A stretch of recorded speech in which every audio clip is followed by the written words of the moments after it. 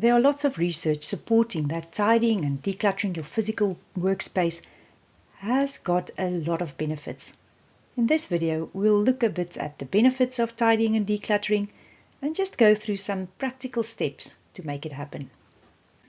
So why declutter? Firstly, there's benefits to our mental health and our well-being, where decluttering can lead to positive emotional outcomes such as the joy of letting go, which enhances emotional well-being and reduces stress. For older adults, decluttering can help reduce stress and life dissatisfaction, contributing to a sense of accomplishment and control. There's also many benefits to productivity and decision making, where a tidy environment facilitates better decision making and productivity. Consumers tend to retain fewer items when choosing from a disordered set, as disorder forces more critical comparisons. Workshops and educational programs on decluttering can improve organizing skills and reduce declutter, which in turn has been shown to enhance work performance and overall quality of life. Then there's another very good reason, which is sustainable consumption. Decluttering can be a starting point for more sustainable consumption behaviours. It encourages individuals to reflect on their possessions and their consumption habits, potentially leading to a reduction in material possessions and more mindful consumption. However, there is a risk that the newly gained space from decluttering could stimulate additional consumption, which would counteract sustainability goals. And then lastly, it prevents hoarding tendencies.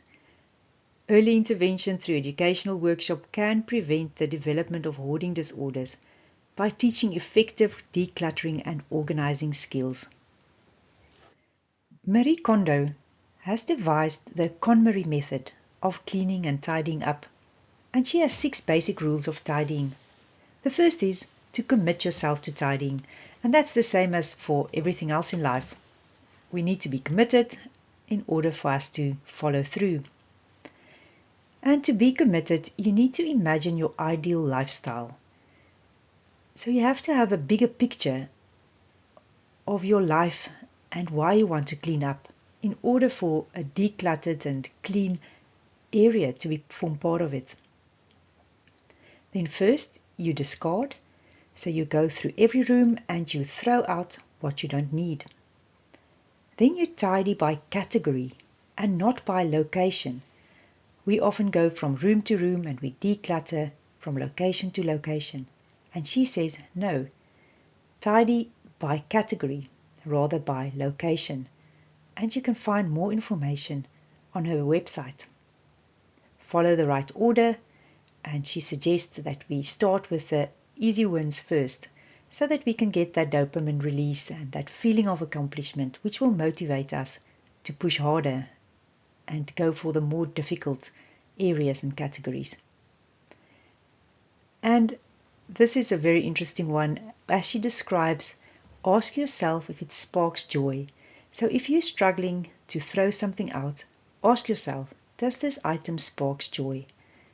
And she also suggests that thank the item for what it did in your life, but if it no longer sparks joy, let it go. And that's something that a lot of us are struggling with, is to let it go. Visit Marie Kondo's website, konmari.com, and read the book Joy at Work, where she elaborates on these principles, the basic rules of tidying. If you found this video helpful, smash the like button. For more useful tips to boost your research experience, subscribe to my channel by clicking the subscribe button below this video. And while you're at it, hit the bell so that you get notified whenever I produce a new video. If you need a solution to a challenge not yet covered on my channel, leave a comment in the box below. See you in the next video.